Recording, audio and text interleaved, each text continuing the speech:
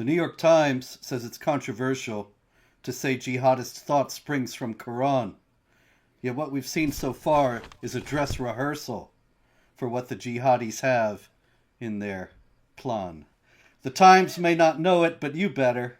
Jihad does not mean writing a love letter. Welcome again to This Week in Jihad with the great David Wood.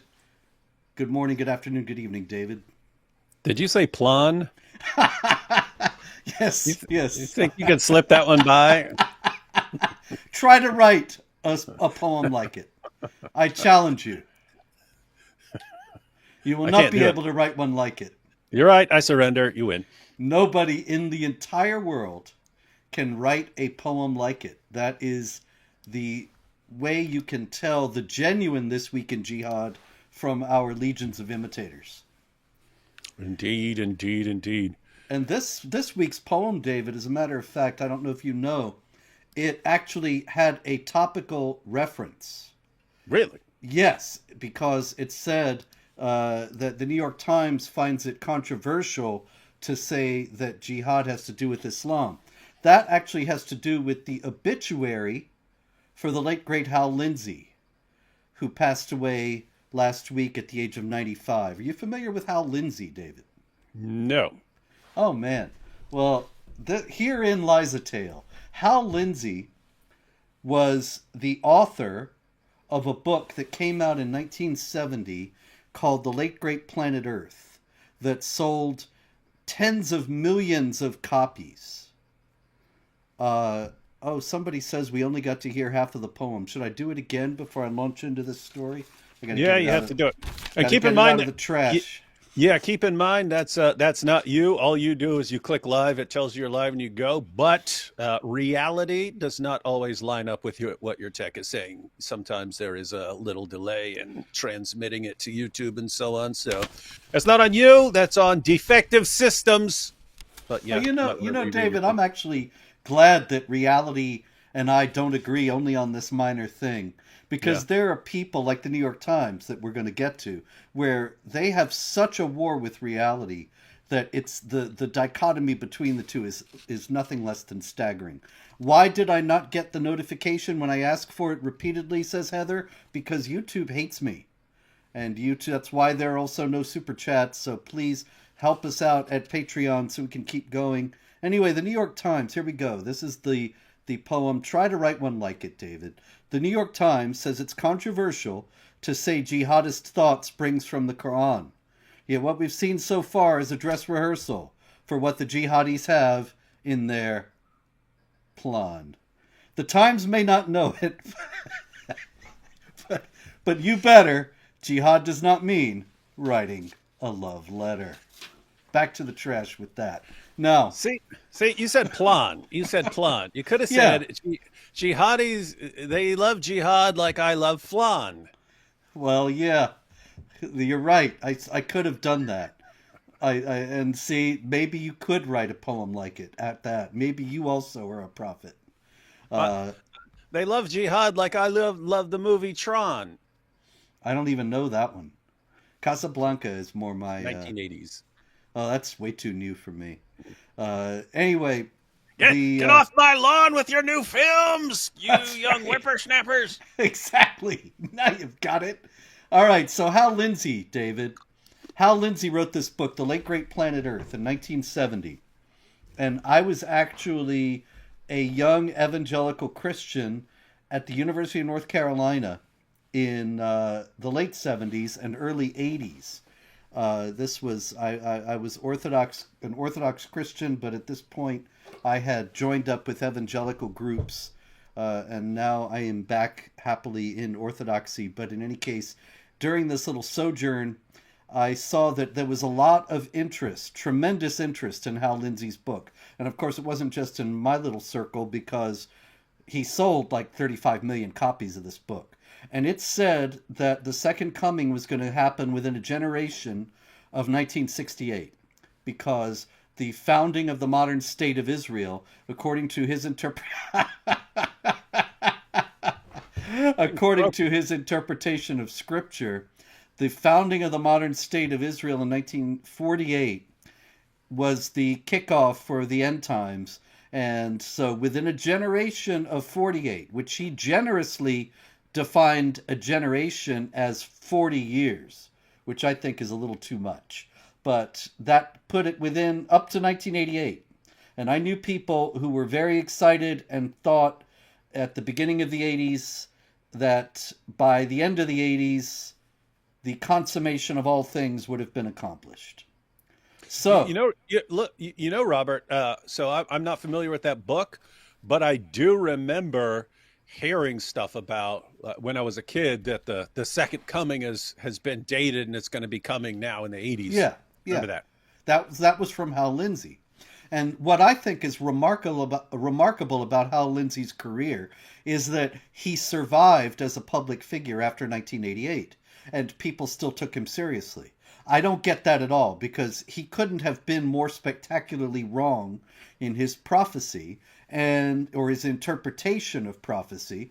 And obviously we're still here. The second coming has not happened. Hal Lindsey was way wrong, but he, even up to the age of 95, earlier this year, he was still active. Now, Robert, yes, I'm doing my calculations here, and just because I miss a decimal point here or there, I mean, come on, Robert. We all make mistakes. You're just going to hold that against someone forever? yeah, Robert, maybe there's a it's reason. There's a reason when you buy a number 2 pencil, it comes with an eraser on the back. We know we're humans. We make mistakes. Can't hold it over people's head forever. maybe, maybe he meant a generation was 400 years and not just 40. But in Or any 4 case, billion. Or 4 billion. Who's to say? so it was kind of off the subject, but I was reading his obituary in the New York Times. It was actually sent to me by somebody who noticed this, and I thought it was remarkable that it was in here. It said, let me find the thing here now. Um, the obituary of Hal Lindsey said, Mr. Lindsey did not shy from controversy. Several years after the terrorist attacks of September 11th, 2001, he came under fire for suggesting that radical Islamist thought springs from the Quran, which he said has numerous passages encouraging violence. That's why I put in the poem that the New York Times says it's controversial that jihad has to do with Islam. This was stuck in this obituary for Hal Lindsey. Now, Wait. So he thought that passages like "fight those who do not believe in Allah," that those actually have something to do with encouraging violence. yeah, kill them wherever you find them might have something to do with killing people wherever you find them. I mean, where could he have gotten such a crazy notion? Very Wait, controversial. or like 973, wage jihad against the unbelievers and the hypocrites. They think that has something to do with jihad. A command to wage jihad. They think that actually has something to do with jihad. Yeah, Oh, it's oh, and you can't leave out the fact that verses like Surah 4, verse 65 say that Muslims have to obey all the commands of Muhammad, all of Muhammad's decisions, and that if you don't, you're not a real Muslim. And what do we find from Muhammad? Sahih Muslim 30, the Messenger of Allah said, I've been commanded to fight against people so long as they do not declare that there is no God but Allah, and he who professed it was guaranteed the protection of his property and life on my behalf, except for the right, and his affairs rest with Allah. But Muhammad said over and over again, he's been commanded to wage jihad against people, pretty generic term, people, until they say there's no God but Allah and Muhammad is his messenger.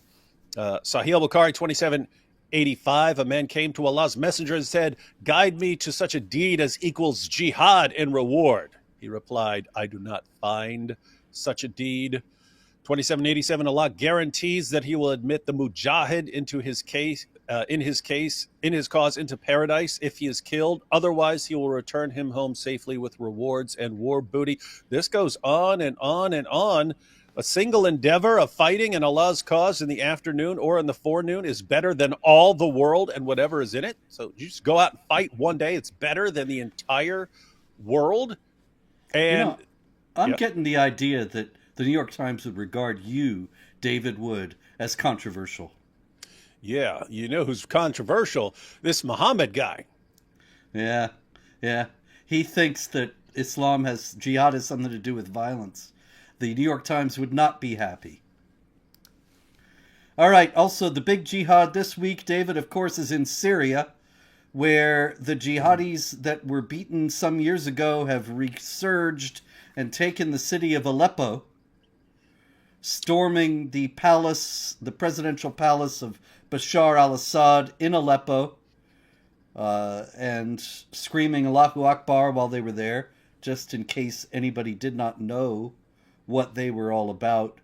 They also took Aleppo International Airport and went into the duty-free shop, smashed bottles of alcohol while screaming Allahu Akbar. And they threatened to behead... let me correct you. While the camera was on, Robert. When that camera was off, we know these guys are getting wasted. Come on. I don't know. Well, you're absolutely right. That's actually something that is worth noting, David, that Islam is all about appearances, that it doesn't really involve cultivating genuine virtue. It says that alcohol is terrible, that it is of Satan's handiwork, chapter 5, verse 90 of the Quran, and so on. And really, it's about making sure nobody sees you doing whatever, like eating during Ramadan, or having a sip of whiskey or whatever you may be doing that is against the rules. As long as nobody sees you, you're good.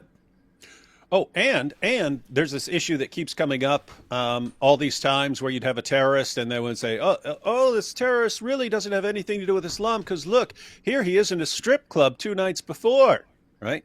You also have, which I just conveniently read right before we were addressing this topic, but Sahih al-Bukhari, 2787, Allah guarantees that he will admit the mujahid, that's the jihadi, in his cause into paradise if he is killed. It's a guarantee.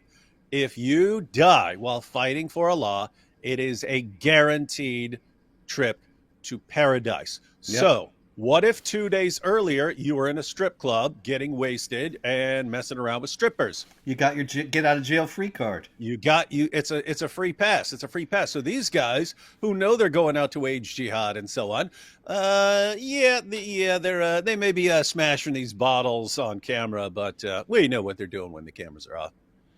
You're smashing 6 bottles, but there are 8 on the shelf. You slip 2 into your kaftan.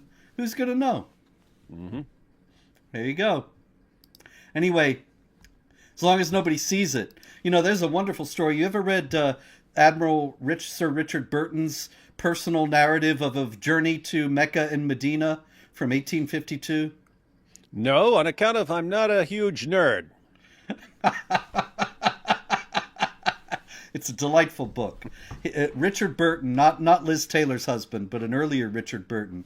He wanted to make the pilgrimage to Mecca, but as a Muslim. He didn't want to go as a convert, which he may not have been. It's a little ambiguous as to whether he was really a Muslim at all or not. But he wanted to go and experience it the way an ordinary Muslim would. So he hatched this elaborate plan. He went to Egypt, to Cairo, and he posed as a Pashtun physician. Because he had studied Arabic, he was fluent in Arabic, but he thought he's still not a native speaker. If there's anything he gets tripped up on, then he can ascribe it to being from Afghanistan, and it's so far away from Egypt in 1852, nobody's going to know. Mm-hmm. So it was a foolproof plan, and all these people were coming to him. He was practicing medicine, kind of improvising and using folk remedies and such, and he was a respected member of the community until this Albanian Ottoman soldier came to Cairo on furlough, and they're chatting in the place where they're both staying, and the guy's got a bottle of booze, and they get drunk together, and they would have gotten away with it except the Albanian started getting loud and yelling that he would fight anybody in Cairo, in Alexandria as well, and beat them. and She would. yelling and screaming, completely out of control. And so the next day, the whole city was abuzz with the rumors that this pious doctor from Afghanistan had gotten drunk, and how terrible it was. He actually had to leave the city. Anyway, he makes his pilgrimage to Mecca. It's a very interesting book. One other thing I'll say about it before we get back to the jihad is Burton is in Arabia on his way to Mecca, and he's got these Arab guides, and he sees these monkeys that he's never seen the like before. He's a 19th century Englishman. He has a very great interest in... Yes, they were. Were they stoning an adulteress? No, but he asked the Arabs what kind of monkeys they were, because he didn't recognize the species, and they said, "Oh, those are the Jews." There you go. That would have been my number 2 guess. Yeah. Hey, great book, anyway. When you become a colossal nerd, be sure to pick up Admiral Sir Richard Burton's personal narrative of a journey to Mecca and Medina, a pilgrimage. Anyway, you can get the idea. I might not have the title exactly right. It's one of those long 19th century titles.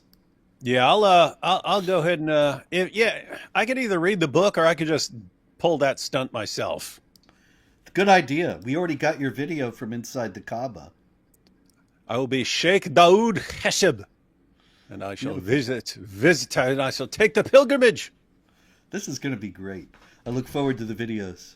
But I shall go back to the earlier days of Islam when the black stone was used as a toilet.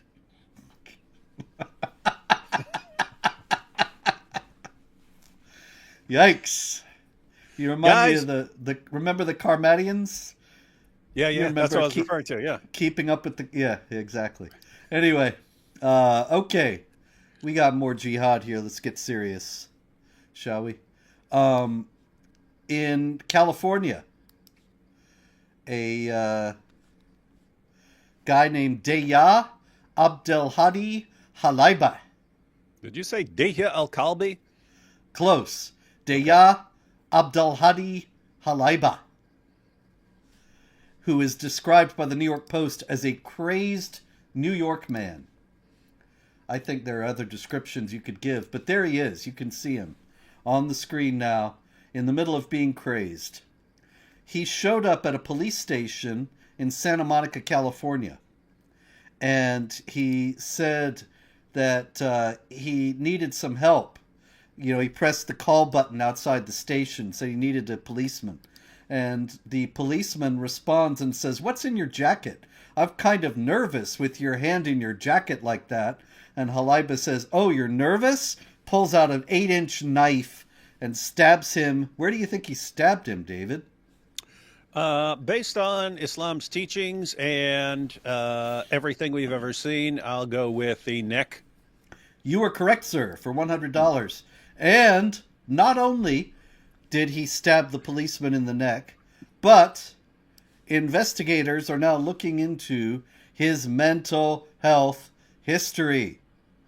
Because, Shocker. Of course, what else could he be but crazy? This just in from the New York Times. Robert Spencer has controversially claimed that a jihadi stabbing someone in the neck could possibly have something to do with the Quran's command to strike at their necks. Yep, it's very controversial. You're right. They would not like this. And I'll tell you, over in Britain, our friend Keir Starmer, he has had enough. And recently, Tahir Ali, who is a member of the British Parliament for the Labour Party, he called on Keir Starmer to introduce measures that would essentially be blasphemy laws that would outlaw the desecration of religious texts, which, of course, you do on a routine basis. Do you want to desecrate a religious text for us? Your wish is my command. Here's one. Is this a religious text? Oh, yes, it is. So what you're saying is this guy, this British MP, is calling on Keir Starmer to arrest people who do this, which I do on almost a daily basis in one form or another. They're saying this would be outlawed. Keir Starmer would be showing up with his stupid stormtroopers to throw me in prison. That's right. Because Tahir Ali said this, and so people were asking Starmer about it in public, in Parliament, and he said, "We're committed to tackling all forms of hatred and division, including Islamophobia in all its forms." So he would not, even when asked point blank, he would not rule out blasphemy laws in Britain. Yeah, Robert, just imagine that situation. You have a Muslim MP, and he's sitting there in Parliament saying, "Hey, can we all agree that we need to do something about blasphemy?" And it's obvious. He says, "Oh, against Abrahamic religions." It's always clear he means one Abrahamic religion, because if you wanted to rule out speaking against Judaism and Christianity, bye-bye Quran and Hadith and Prophet Muhammad, they'd be gone, right? Yep. So you can't just have these blanket commands. Well, you can, but you just don't. You only enforce them when it happens to be something critical of Islam. But just imagine a sane world, Robert, where an MP, Muslim MP, raises his hand and says, "Yes, can we have Sharia blasphemy laws to stop people from criticizing and mocking my religion and so on?" Just imagine a sane world with a sane prime minister who said, "Look, you have every right to object and to complain and to respond when people mock your prophet or desecrate your book, but we are not going to undermine free speech, freedom of speech, and freedom of expression for your religion. You have to learn to deal with it. You don't have to like it. You have to learn that other people do not have to obey your religion.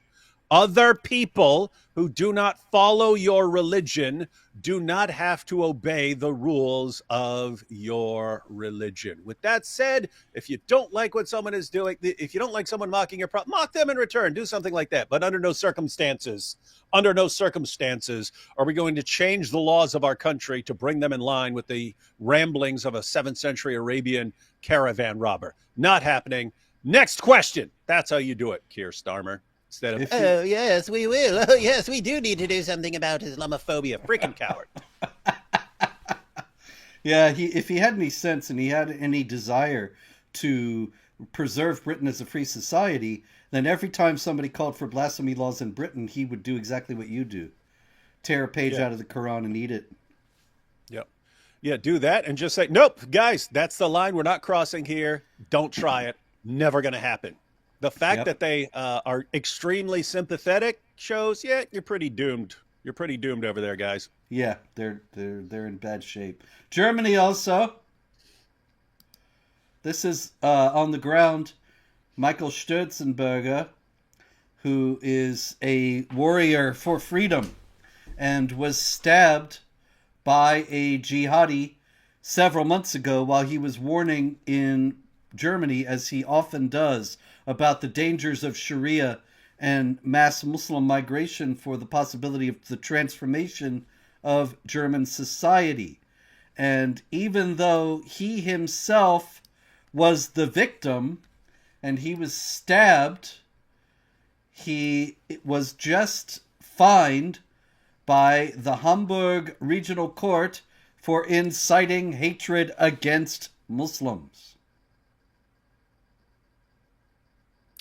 And I mean, we literally mentioned it like 5 minutes ago, but the level of hypocrisy here, you're saying, hey, there's lots of guys who don't respect our laws and so on, and you keep bringing them in and they keep doing things like raping women and so on, and honor killings and so on. And hey, maybe we shouldn't be bringing in so many people who believe things like these, and you can actually quote them, and that would be inciting hatred against Muslims. And you say, okay, well, if incitement of hatred against Muslims can involve just, criticizing the teachings of Muhammad and so on, or pointing out some of these problems with immigration and so on, then what do you call the end will not come until the Muslims fight the Jews, and the Jews are hiding behind rocks and trees, and the rocks and trees are crying out, "Hey, Muslim, there's a Jew behind me. Come and kill him." What do you do with that? Oh, no, that's fine. That's part of their religion. Yeah, that's the thing. What do you do with Jews and Christians? What do you do with Jews and Christians are the worst of creatures? Muslims are the best of peoples ever raised up for mankind. What do you do with these things? What do you do with fight those who do not believe in Allah? What do you do with I've been commanded to fight people until they say there's no God but Allah and Muhammad is his messenger? What do you do with any of these things? Oh, no. Who are we to judge? Isn't that amazing? A Muslim can walk out and say, "I'm going to kill you all. I'm going to slaughter you all in the name of Allah." And they'll say, "Oh, that's fine. That's fine. He's a Muslim." And you say, "No, don't do that." And they say, "You hateful bigot. How dare you? How dare you attack that man and incite hatred against him?" Bunch of lunatics, man. Yeah, you're right. And it's been going on for years. I remember years ago, the UN passed a resolution calling on nations, member states, to criminalize incitement to religious hatred. And there was actually a move by some Muslim groups to get them to make a specific exception for the Quran, because they knew the Quran's full of religious hatred. The Quran calls unbelievers the most vile of created beings and all that. So they had to get it ruled out explicitly to keep the law they wanted to shut everybody else up with from being used against them. Yeah, it's so absolutely insane to me. Like, I prefer freedom of speech. I'm free to mock your position. You're free to mock my position. I'm okay with that. If you wanted to make a rule, hey, no one gets to say any mean things about other people and so on, I'm not a fan of that. However, if you wanted to do it, at least be consistent with it. That would be one thing, right? That would be one thing. If you said, okay, we're going to make it a rule, you can't call for violence against other people, and anything that calls for violence against other people is going to be banned. You're going to do that, fine. Ban the Quran and the Hadith instantly, and then I'll think you actually mean what you say. But they never ever do. It's, yes, we're going to condemn and make illegal anything that calls for violence or anything that speaks ill of another religious group or something like that. But anything having to do with Islam gets a free pass. And you can't even point out that Islam has all these things that we say we're condemning. You can't even point out that Islam calls for the very things that we say we're condemning. You can't do that, because then we'll throw you in jail. We'll lock you up for pointing out that we're hypocrites. That's the problem. If you were going to do it, at least be consistent. They never are. Not once. Show me once in the history of humanity where the people say, "Oh yes, we're going to have these blasphemy laws and we're just going to apply them and you can't hurt anyone's feelings." Show me one time where that was applied consistently. Never. You can't, because it never is. Here's another instance of what you're talking about. In Germany again, a judge gave a light sentence to a Syrian migrant who had raped a 15-year-old girl. And the guy got, all he had to do was get a suspended sentence and pay his victim 3,000 euros. And the judge not only gave him the light sentence, but he told the rapist, "You are well on your way to becoming a completely normal citizen here." Yeah, just rape a few more, then you'll be right up there. So this German guy sees this, and he says publicly that the judge is obviously mentally disturbed. And he got a 5,000 euro fine for insulting the judge. So he got a stiffer sentence than a guy who raped a 15-year-old girl. So just to be clear, on the new moral ethical hierarchy of crimes in Germany, raping someone, it's about like here, but criticizing a judge for not handing out a more strict penalty for raping someone, that's kind of up here on how bad it is. So yep. Raping a woman. See, that's just becoming normal. And that's why this guy's on a path to becoming a normal German citizen. It's just accepted as normal now that if you're an immigrant, you can go around raping all the German girls you want. So he's well on his way to becoming a normal German. But criticizing Isn't it interesting? It's the same thing. It's different, but it's the same thing that's going on in the UK, where you can have people marching through the streets and burning things to the ground and screaming on behalf of terrorist groups and so on. But if you step out there and go, "Hey, what? I thought we weren't allowed to do some of this stuff. Why do they get to do it?" Then they throw you in prison for 2 years for objecting. It looks like that's what we got here. If you say, "Hey, you should be given more than a slap on the wrist for raping a girl," you're in trouble. You're in trouble in Germany. Gotta love the impact that Islam has on societies. Yeah, well, that leads us to the next one. They're in big trouble in France as well, of course. And in France right now, Brahim Chnina. Didn't their government collapse or something today? Yeah, their government collapsed, but Brahim Chnina is on trial. Now, Brahim Chnina is the father of the little girl who was in class with Samuel Paty. And Samuel Paty girl who lied? Yeah, she lied and said that he was showing Muhammad cartoons and so on. And then Samuel Paty was beheaded by a Muslim outside the school who thought that he had committed blasphemy. Now, what's interesting is that this 13-year-old girl, she said in court to his family, "I know it's hard to hear, but I wanted to apologize. I wanted to apologize sincerely. I'm sorry for destroying your life. I apologize for my lie that brought us all back here. Without me, no one would be here." Now, this is it's a heartbreaking story, but it all comes down to the fact that she had been suspended from school for 2 days and thought that her parents would be angry. And so she went to her father and said, "I'm not going to school because he's showing Islamophobic cartoons of Muhammad." And so it was all just to cover for herself to keep from getting in trouble, which reminded me, do you remember Yasmin Suwaid? Yasmin Suwaid in 2017 was... wait, is that in New York? Exactly. There we go. Yeah. She's on the subway. She needed to make an excuse, so she said she'd been harassed. She said that on a crowded subway train, she was wearing her hijab. A couple of guys wearing MAGA hats, which you see on the New York subway all the time, of course. They came and pulled off her hijab and laughed at her, made fun of her, mocked Islam, and the whole subway this car. This MAGA country, Muslim girl, go back to where you came from. That's what they said. Yep, and the whole subway car, they sat there and did nothing, and nobody even took any video. Very shameful. But it was just that she was out with her boyfriend. She didn't want to get in trouble with her father. So here we have two major Islamophobic incidents. One that got international headlines and all kinds of hand-wringing about Islamophobia, calls for restrictions on the freedom of speech. And another that actually resulted in the murder of a man. And both of them came from Muslim girls who were afraid they were going to get in trouble with their fathers.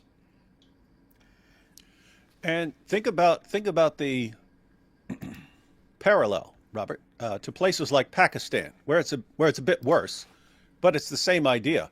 Hey, I don't like this, or we're having a disagreement, or I need to do something here. Okay, hey, this guy just ripped up a Quran and peed on it. That's what he did. Yeah, he did it. I saw it. And they form a mob and murder the guy. It's death by false accusation of blasphemy. It is an instant way to commit murder and to get away with it. And this goes back to the Muslim sources themselves. You recall the story of a man who brutally murdered his slave girl, who was also the mother of two of his children. But he brutally murdered his slave girl, stabbed her to death. They found the body.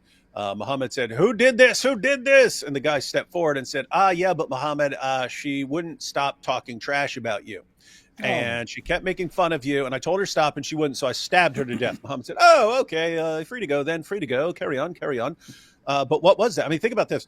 The guy's the only witness of what this woman is saying. So you can. So what this means? It means in an Islamic country, I could just go murder my wife because she messed up my falafel or something like that, and say, "Hey, you just murdered your wife." Well, no, she was talking trash about Muhammad. Oh, okay, free pass. Then Muhammad said, "Give you a free pass," and here you have it. Here you have it in Western nations. If all else fails, just say, someone's attacking my religion. Get the guy killed. Problem solved.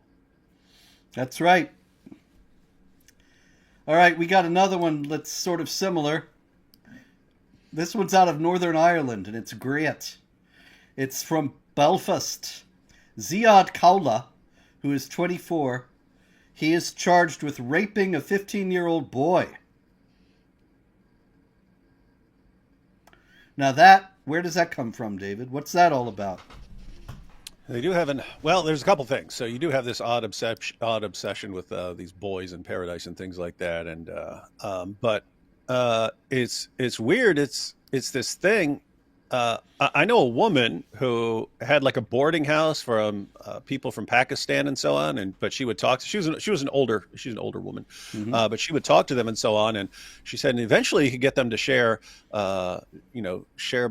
about their problems and stuff like that. And one guy was talking about being molested when he was young, and then I asked others to share, and everyone there, she goes, every guy who comes in there was molested by older men when they were young. They said they consider it as long as you haven't grown a beard yet, as long as you haven't started developing facial hair, they don't think of it as gay, and they just think they can do whatever they want and stuff. And so just normal practice. So this guy, and I think you will find this familiar as well, Ziad Kaula, who is a Palestinian Arab asylum seeker, he denies it all and says that the teenager is the one who made advances on him. And anyway, in yet another horrible aspect of this horrible story, he has been freed on bail, and he is allowed to live freely in Belfast, which is great. And so here again, we have stupid infidels without any awareness of what they're doing. Let's see here. What else we got? Oh, this was interesting. Let me see. I think I have the pictures of these guys. Maybe not. Well, anyway. Some clerics from Al-Azhar, David, went to China. Abbas Shuman, the Secretary General of Al-Azhar's Council of Elders in Cairo, he went to visit Beijing and met with the leader of the China Islamic Association. And in there, he said that while he was there, he said Al-Azhar supports China's fight against Muslim radicalism, extremism, and separatism, which is how the Chinese Communist Party refers to its repression of the Uyghur Muslims. Now, why would Al-Azhar go and endorse the persecution of Muslims in China? That's something that I don't know if you have a different reason, but as far as what I've seen, you just have all these countries that want to be in good with China, and they're quite happy to throw their fellow Muslims under the bus if it helps them economically in some way. Yeah, that's basically it. The principle is that you do not wage jihad if you have no chance of winning and the enemy is more than twice your strength. So the fact that no Muslim organizations around the world are making any significant protest about the Uyghurs, but whining incessantly about Islamophobia in the West, is only an indication that they see China as strong and the West as weak. And they think they can defeat the West. Yeah, that's been an ongoing thing. Hey, we understand that people in the West will fall for this. The Chinese government will not fall for it. Therefore, why even try? And there have been a couple random protests here and there and stuff over the years, but they never last. They'll go out and protest the Chinese embassy one day, and then you never hear about it again for another 3 or 4 years, and then they'll show up again at a local Chinese embassy, stand outside for some just to show that they're activists and so on. But yeah, I mean, and this is a place where they've had was it like 1 million Uyghurs and so on that they put in actual concentration camps, and there are stories that all these people are brought in to like rape the women and stuff like that. You can pay to go in there and rape women, and they torture them and torture them regularly, and just they eventually let them out. And by that time, all the people do is go get addicted to drugs because they're so messed up and traumatized and so on. And nope, sorry. Complaining about Jews, that might actually work. Complaining about China, not going to help. There you go. Meanwhile, this is one of the reasons why they see the West as so weak.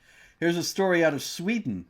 2 Afghan asylum seekers with connections to the terrorist group ISIS-K, that is the Khorasan province of the Islamic State, the Central Asia Islamic State group, are on trial in Germany, suspected of plans to carry out a terrorist attack against Sweden's parliament and kill at least 10 people. That was what one of the Islamic State jihadis said, that they thought that they could open fire in the parliament, kill at least 10 before they got stopped. And these guys are asylum seekers, David. They are refugees. They are fleeing persecution in Afghanistan and coming to the West and showing their gratitude in Sweden. Yeah, Robert, I have to say, so just imagine a scenario. Imagine a scenario. Let's suppose the president of the United States is speaking in some auditorium or something like that. And so let's suppose Joe Biden is going to be speaking in an auditorium. And so the Secret Service is doing careful checks on people as they're coming through. They're putting them through metal detectors. They're putting them through scanners. They're using the wand and so on to check everyone. Suppose all of a sudden the thing's starting and a guy pulls out an AK-47 right in the middle. This guy had been through all the security checks and he pulls out an AK-47.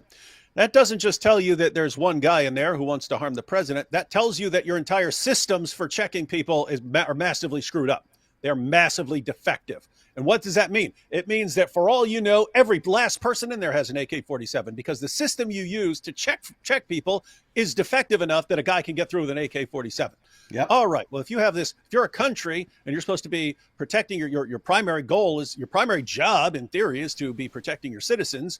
And if you're just bringing all these guys in, they're seeking asylum. They're seeking asylum. Wait a minute. They're trying to slaughter us in the name of Allah. And they're actually part of ISIS. These guys that we let in as asylum seekers are taking orders from ISIS. That should tell everyone that your government's entire system for vetting people who come into your country is massively defective. And that, guess what? Your government is massively defective because it's your government that decided how you're going to check these people. And your government is letting actual jihadis who want to slaughter you in the name of Allah into your country.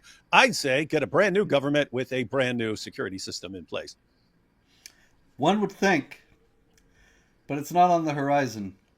Meanwhile, we have our friend Recep Tayyip Erdogan, president of Turkey. He's our NATO ally. He's our friend. He sure is. Yes. Okay, you're going to love this. He gave a speech in Ankara at the 7th Religious Council, whatever that is, and he said this: "The West's progress, built on blood, tears, massacres, and exploitation, has temporarily overtaken the human-centered civilization of the East. A day will come when this era of progress, which excludes the sacred and humanity, will close. As Western civilization collapses with great clamor, our human-centered and divinely inspired civilization will rise again, stronger than ever." This is seen this over and over again, and I've said it a million times, Robert, that after the collapse of the Ottoman Empire, you had a lot of Muslims and a lot of Muslim nations thinking, this is not the way things are supposed to go. We're supposed to be on top. They're not. We're supposed to be more powerful. We're not. They're more powerful. And they've just blown past us, and now we don't even have our caliphate anymore.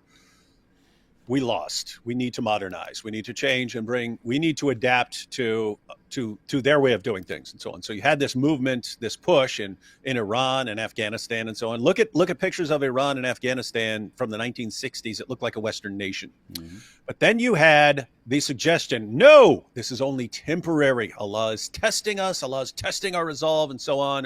Or he's punishing us for not being forceful enough in imposing Sharia, and therefore he's punishing us. But if we just become more devout and more extreme, if we just crack down even more, killing apostates, getting rid of any sort of hypocrisy or rebellion, then Allah will bless us to take over the world. So you get the rise of the Muslim Brotherhood in Sunni Islam, you get the You get the Ayatollahs taking over in Iran and so on, but you get this push in the other interpretation. And yeah, Erdogan is apparently trying to convince people, yep, this Western stuff is only temporary. But it is funny that they're the barbarians and the savages. They're the ones who spread things with violence, as opposed to us, sophisticated people in the East, sophisticated Muslims. We were just sitting around pondering the universe, doing science and stuff, and these barbarians came along and started saying, "We strong, you weak. We beat you. We beat you. You no beat us. We beat you." And sadly, these barbarians and savages were able to do that for a while, but the tide will be turning. And we will be able to get back to spreading our brilliant knowledge and civilization around the world. What do we want? Civilization. What does everyone need? Civilization. It's what we're here to bring. Me and AP just watched a video about that, about a Muslim. This is a Muslim in Dearborn. He's saying, do you know that they wipe with paper? They wipe with paper. Well, these are barbarians. We're here to civilize them. So we actually went through Muhammad's commands about wiping yourselves with an odd number of stones and so on. Much more civilized. Hygienic. Yes. You got to pee while squatting too. Remember, you got to pee while squatting. If you don't pee while squatting, then most of the punishment of the grave is for urinating improperly, according to Muhammad. So. Yes. Or having your pants too long. That's true. Yep. Because the drags in hellfire, your hem, if it's too low. Well, glad they're here to civilize us, Robert. Yes. But yeah, it's quite a bit of projection here when he says the West's progress built on blood, tears, massacres, and exploitation. Like there's the history of jihad. Of course, he's counting on people in the West not knowing the history of jihad, and unfortunately that's true to a tremendous degree. Anyway, meanwhile, we haven't said anything so far about the jihad in Israel, against Israel, which is continuing to go on. And this is a Flash Gordon ray gun that was 99 cents at Corvettes, probably around the time that I was 10 years old or so. But anyway, I was reminded... That was the theme song from the movie. I remember the movie. The Palestinian Arabs are having some trouble because people are starting to catch on that they've been lying about the casualty figures in Gaza and realizing that there's no genocide happening there. And so now they have a new explanation. And that's why I have the Flash Gordon ray gun here to grace our program tonight, because they said that the Israelis have a magic death beam that completely vaporizes dead bodies so that there's no trace of them left. No evidence. So they can say 40,000 people are killed, and then the actual objective observers come in and say there's only 5,000 people killed or whatever. And they say, but they vaporized the others. They're gone. No trace. No trace. Even their identification, even any sign that they ever existed, was erased. It's that good of a death beam. Yeah, guys. So this is the story that I've seen. This one. This is the story that's circulating on social media. Is that Jews have developed a weapon that hits you and completely evaporates your body. That was the word that was used in the one I saw. Evaporates the entire body, no trace. So you can just make people disappear.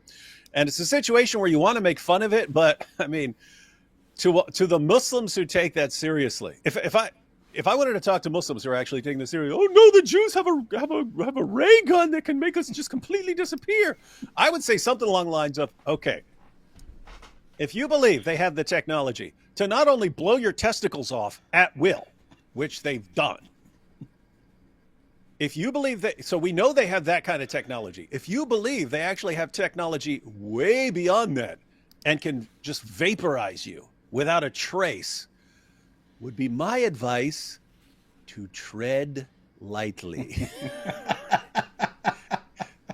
I might run my mouth at my neighbor, but if I think that dude has a ray that can evaporate me, I'm not saying one word to that dude. And if I do say a word, it'll be, hello, sir. Yes, good day. Good to see you, sir. Anything you say, sir. Yeah. Well, I, they I would. just I mean, haven't thought this through. I would have thrown in the towel after we can blow your balls off at will. I would have given up after that. But now they can just vaporize you at will. Yep. And apparently any sign that you ever existed. Powerful. Even all the paperwork, birth Yep. certificates, all of that. It vaporizes it even vaporizes people's memories of you. No one will even remember that you existed. It wipes out all memory of you. And so the sad part is that we've heard that Jews have done this to 10 billion Palestinians. You don't even remember them, do you? You don't remember them. You don't remember those 10 billion Palestinians. You don't remember why the Jews used their ray on you. That's it. Meanwhile, speaking of the jihad against Israel, the UN is in some hot water, although, of course, who's going to call them to account is the problem.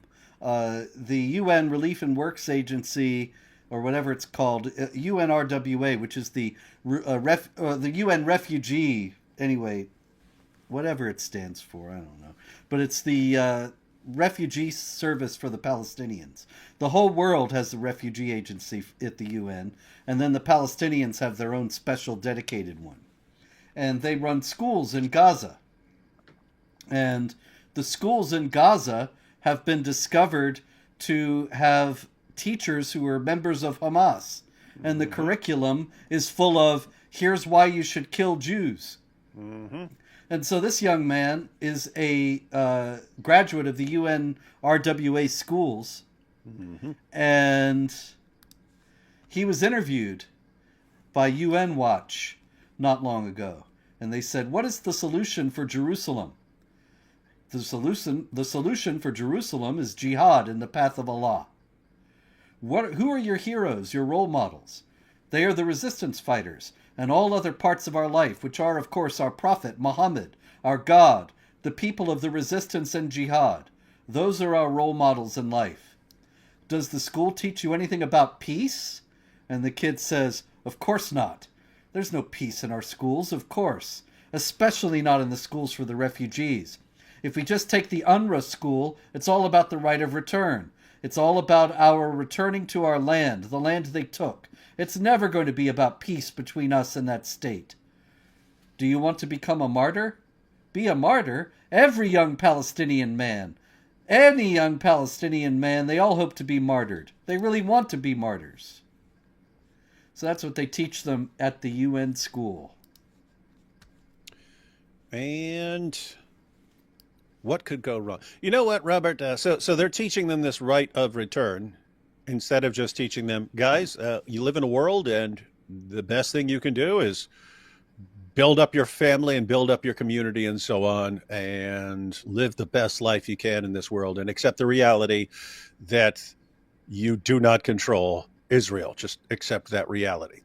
But they won't, and that's not what they're being taught, and that's not what the UN organization is teaching them. It's teaching, yes, you must continue learning to fight and learning to stab and learning to kill Jews, and then you can get your land back because it's been stolen from you. This all ties together, Robert. The most important lesson Muslims can learn in the world today is the word no. Should have been when that MP said, Prime Minister Starmer, can we get some blasphemy laws here in the UK? Oh, sure, we can work on that. Yes, we should work on. No, should have been no. Yep. And ask you to clarify. No. No debate. No, we're not debating. No. The answer is no. Do not argue. We are not entertaining this. No. And the same thing. Well, we're gonna go kill the Jews again. No. But we're gonna no. But they no. That's it. It's if you teach them that one word, the best thing governments of the world can do in the world today to not just help themselves but also to help Muslims is to teach them the word no. Because they don't do it. They never. Oh, we don't want to hurt their feelings by telling them no. They can't do all these things. Well, unfortunately, just the opposite is happening. This guy is Kareem Abu Zaid, and he is an Islamic scholar in Colorado. And he was recently, let's see here. He said that The prophecy about Islam entering every home is almost realized. And he was asked by a caller on this show that he did about the authenticity of the hadith about Muslims conquering Constantinople and then Rome. And he said, yes, we're going to conquer the Vatican. And Rome refers not only to that, but to Europe, which includes Italy and the Vatican. And America will be gone. And he's there in Colorado. He's not in Pakistan. Isn't this amazing, Robert? I mean, going back to the issue of hypocrisy. Yes, we're going to conquer you. We're going to conquer you. We're going to kill you. We're going to kill all the blasphemers. We're going to kill all the apostates. We're going to take your women. We're going to rape them. The authority of Islam will be over always. He. Now, respect us in return. And you go, no, what are you talking about? This is what I think of that. This is what I think of that in return. That's what I think of that in return. And there's, no, how dare you? All we said was we want to destroy your entire civilization and your religion and take your women and kids and make them our sex slaves, and you won't respect us in return. What's wrong with you?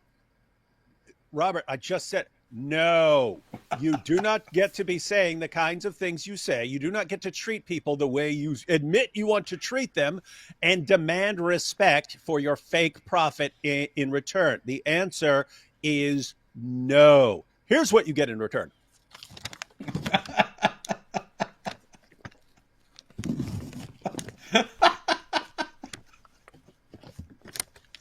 It's, I don't know the nutritional value, David. I'm not sure. It's low carb. That's true. Keto friendly. Yes. I don't know that there's much protein, though. There's not a whole lot of substance in that. High fiber, though. Yes. All right, so we got also Kansas City. Not only Colorado, but in Kansas City, there's Muhammad Tarif. And Muhammad Tarif recently was preaching a sermon, a Friday sermon. And he said, my dear respected brothers, know that you were created in this world in a nation that should be a leading nation. Allah says in the Quran, you are a nation that was brought to people. You are the best nation. Why? Because you call for that which is good. You encourage others to do good. Killing. Rape, killing. See, we're good. Yeah, well, that's funny because he goes on to say, O Allah, annihilate the criminal Zionists, those of whom are Zionists and those who are not. O Allah, count them, kill them one by one, and do not spare a single one of them, for they are no match for you. O Allah, allow us to torment them with our hands, humiliate them, grant us victory over them, and heal the hearts of the believers. Am I losing my mind here? He's talking about how powerful. Hang on, hold on. Sorry, mouthful of Quran. You talk about how powerful they are, and how Allah is so powerful, and so on. He's talking about, that the Muslims are the best of people. He quotes chapter 3, verse 110 of the Quran. You are the best of people on earth, adjoining what is right and forbidding what is wrong. He also refers to chapter 9, verse 14 and 15, which says, fight them, and Allah will punish them by your hands and heal the hearts of the believers. That is, if you're feeling bad, you get therapy in an Islamic context. Go fight the unbelievers, and you'll Jihad therapy. Jihad therapy. That's what they call it. That's it. Man, I'm feeling bad here, Robert. You know what I need? A little jihad therapy. That's right. You don't just need go stab a few necks, and I'm feeling good now. Way better than Prozac or whatever people take. Well, it actually works in a demonic way. Have you noticed how many jihadis, when they're apprehended, you see them smiling and they look satisfied, they look happy, because they believe that they've pleased their God. And that they're going to get a place in paradise. Guaranteed. Mm-hmm. I now get to spend eternity deflowering virgins. There you go. Perfectly functioning moral compasses.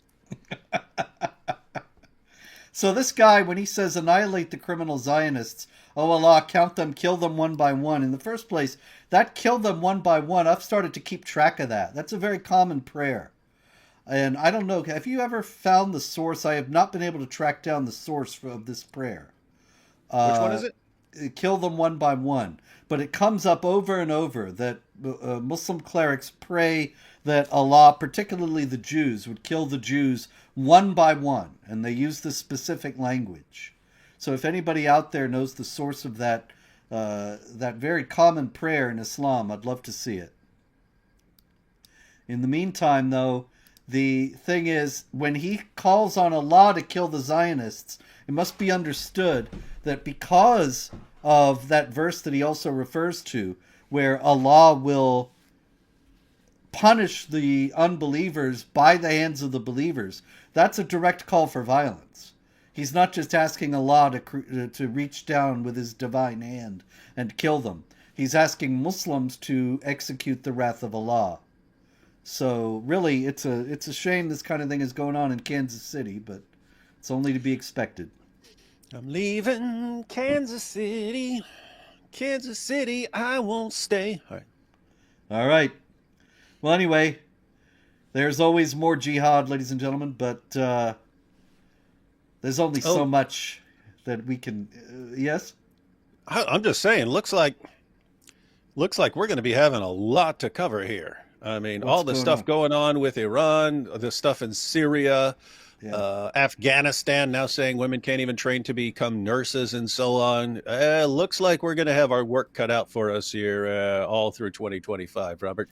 I'm afraid so. But, incidentally, in Afghanistan, when they implement that, the women will be dying at high rates. And then, of course, another generation, we won't have any Taliban. So there's always a silver lining. Anyway, that's it for now. There will likely be more jihad next week. And God willing, we will be back to cover it. Until then, as always, pray, hope, and do not worry.